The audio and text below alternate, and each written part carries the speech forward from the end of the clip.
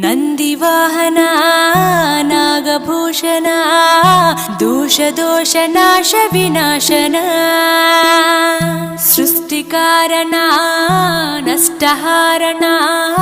తమోరజో సత్వగుణ విమోచన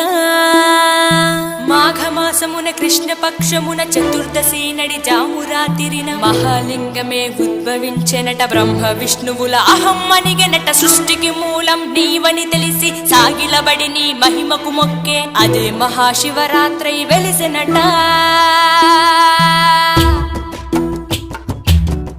అరే ఓ జంగమా విభూది లింగమా